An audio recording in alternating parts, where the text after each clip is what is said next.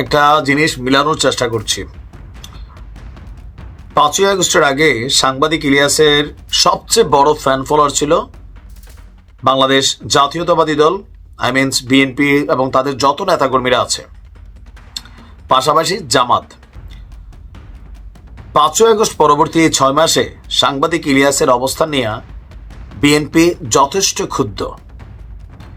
Even কেউ কেউ বলছেন যে পিনাকি দাদা এবং সাংবাদিক ইলিয়াস তারা জামাতকে প্রমোট করছেন, কারণ তাদের সমালোচনায় বরাবরই বিএনপি এবং তাদের যে অঙ্গ সংগঠনগুলো আছে তাদের বিরুদ্ধে।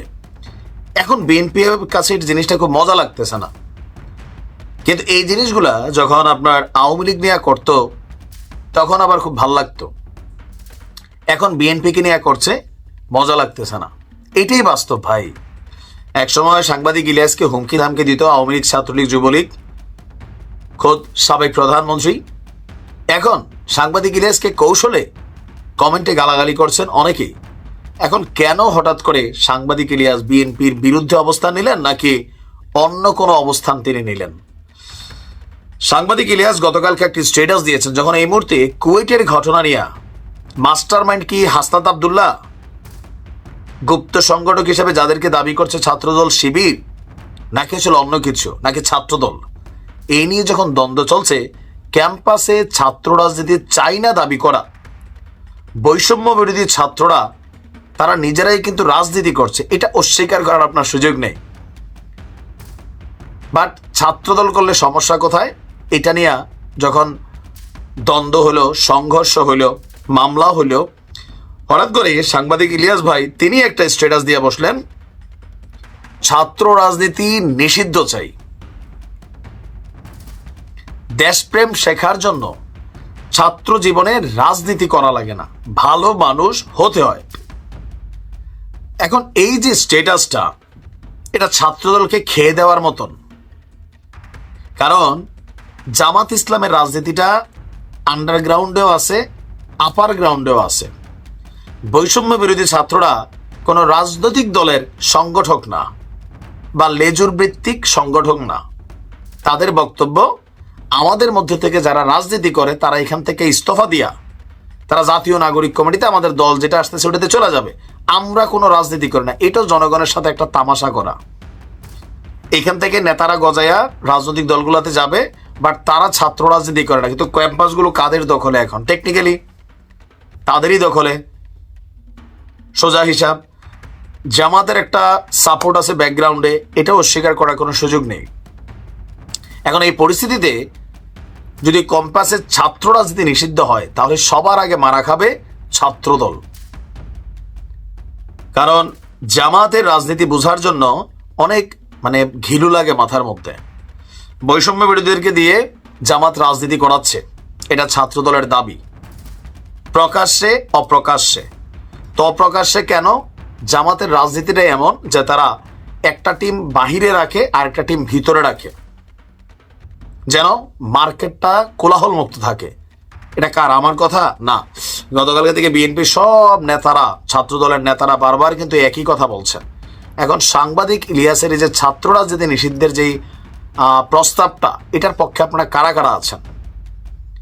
নাকি এতদিন ছাত্রদলের যে সকল নেতাকর্মীরা, আমার ফেসবুকে অনেকে আছেন, ইলিয়াস ভাইয়ের একনিষ্ঠ ভক্ত ছিলেন, এখন আজকের এই সিদ্ধান্তে আপনারা কি ক্যাম্পাসে ছাত্র রাজনীতি বন্ধ করার জন্য ওনার প্রস্তাবে সাড়া দেবেন, নাকি এখন দেবেন না? কারণ এটা দিলে নিজেদের স্বার্থ ভুলঞ্চিত হবে।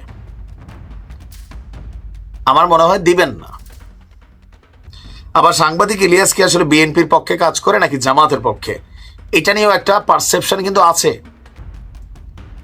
অনেক সিদ্ধান্ত বিএনপি এগুলা পছন্দ করে না। সাংবাদিক ইলিয়াসের বক্তব্য নিয়ে পার্শ্ব প্রতিক্রিয়া তারা কৌশলে দেখাইছে। আওয়ামী লীগ ডাইরেক্ট নাম ধরে বলতো, তারা কৌশলে দেখাচ্ছে। পিনাকিকে নিয়েও একই কাহিনী। আর এত বছর সবাই মনে করতো যে সাংবাদিক ইলিয়াস, পিনাকি, কনক সারোয়ার তারা হচ্ছেন বিএনপির এজেন্ট, জামাতের প্রশ্নই ছিল না। আসলে কোথাকার পানি কোথায় গড়াচ্ছে? ক্ষমতাকে কেন্দ্র করে এতদিনের যেই গুরু ছিলেন, শিষ্য ছিলেন, এই সম্পর্কগুলোর অবনতি ঘটতে যাচ্ছে। আর আপনি কি মনে করেন সাংবাদিক ইলিয়াস সঠিক না ভুল? ক্যাম্পাসে ছাত্র রাজনীতি নিষিদ্ধ হওয়া উচিত? আর যদি নিষিদ্ধ হয় তাহলে বৈষম্য বিরোধীরা সেখানে কি থাকা উচিত? তারাও তো part of a political group. নিষিদ্ধ হলে বিদেশের মতন হইতে হবে। আমি বলি, আমরা এইসব দেশে, আমি স্কলারশিপে সাউথ কোরিয়া আসছি, এখানে কোনো ওই বৈষম্য বিরোধী টাইপের কোনো সংগঠন নাই, ছাত্রলীগ ছাত্রদল নাই, পৃথিবীর কোথাও নাই এগুলা। আপনার কোনো দরকার হয়েছে ছাত্রদের একটা আলাদা কাউন্সিলিং একটা ফোরাম আছে, সেখানে আপনি জানাইতে পারেন, ডাইরেক্ট প্রশাসনিক ভবনে জানাইতে পারেন। এখন কলেজে ছাত্রদল থাকবে না,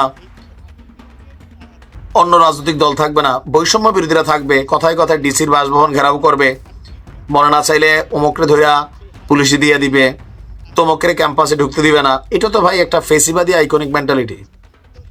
যদি ছাত্র রাজনীতি না থাকে, ক্যাম্পাসে কোনো ছাত্রই রাজনীতি করতে পারবে না, কোনো নামেই না, দরকার নাই তো এগুলার, এগুলো সব ব্যান করতে হবে। কারণ কি? কারণ এই যে বৈষম্য বিরোধী সংগঠনের টেকনিকটা, এটা রাজনীতিকে ক্ষতিগ্রস্ত করবে। প্রথমে তাদেরকে বলতে হবে যে আমরা ছাত্র রাজনীতি করব না, ক্যাম্পাস নিয়ন্ত্রণ করবে সরকার, প্রশাসন, কলেজের ভবনের যারা দায়িত্বরত আছেন তারা, ছাত্ররা পড়াশোনা করবে। কিন্তু আমরা বিভিন্ন নামে থাকবো, আরেকটা দল রাজনীতি করবে না, আমি এটার পক্ষে না। যদি নিষিদ্ধ হতে হয়, টোটাল ক্যাম্পাস পলিটিক্স ফ্রি, নামে বেনামে, রাজনৈতিক সংগঠনের নামে বেনামে, ফ্রিডম সংগঠন, কোনো কিছুই নাই। কারণ এগুলা বাংলাদেশের মানুষ বোঝে, আমরা তো মূর্খা না। আমি ছাত্র রাজনীতি নিষিদ্ধের পক্ষের একজন মানুষ, সত্যি সত্যি। কেন? বাংলাদেশে ছাত্র রাজনীতি করতে গিয়ে প্রতি বছর কত ভালো ভালো পোলাপাইন বিপথে চলে যায়, কেরিয়ার নষ্ট করে ফেলে, আর এদেরকে ব্যবহার করে রাজনীতিবিদরা কোটি কোটি টাকা কামাই ফেলে। মাদক, জুয়া, নষ্টামি সব কিছুতে চলে আসে, অল্প বয়সে ক্ষমতা পাইলে পুনপুন্না ভাব আসে, অনেক ঘটনা ঘটাই ফেলে এরা। এখান থেকে বের হইতে গেলে যেটা দরকার, ক্যাম্পাসে টোটাল রাজনীতি বন্ধ করে দেওয়া। ছাত্র রাজনীতি করে মানে কলেজ ক্যাম্পাসে ছাত্রদের কি কল্যাণ হয় আপনি বাংলাদেশে দেখেন? আছে কিছু? ওই অমুকের নেতা, তমুকের ভাতিজা, তমুকের পোলা, এরা ভাই কলেজ লেভেলে করে, আসে, সালাম টালাম নেয় পাবলিকের, এছাড়া কিছু না। যেটা এখন বৈষম্য বিরোধীরা নিচ্ছে, সমন্বয়করা এখন টেকনিক্যালি এই কাজগুলোই করছে ক্যাম্পাসে। সালাম ভাই, এরা এনজয় করতেছে, পদ নিয়ে এরা লাগালাগি করতেছে না। কেন করতেছো তোমরা লাগালাগি? ধান্দাটা কি? এগুলো বাঙালি বোঝে, সব বুঝি আমরা। যদি নাই হইতে হয়, সব একদম নাই হবে, আর যদি থাকতে হয় সবাই থাকবে। ওই আমরা কোনো রাজনৈতিক দলের না, আমরা শুধুমাত্র বৈষম্য বিরোধী ছাত্র। তো ছাত্র দল কি ছাত্র না? তারাও তো ছাত্র। এইসব খেলা বন্ধ করে, টোটাল বন্ধ করেন, আর থাকলে সবাই থাকেন। দেশটারে আর অরাজকতায় তৈরি করেন না।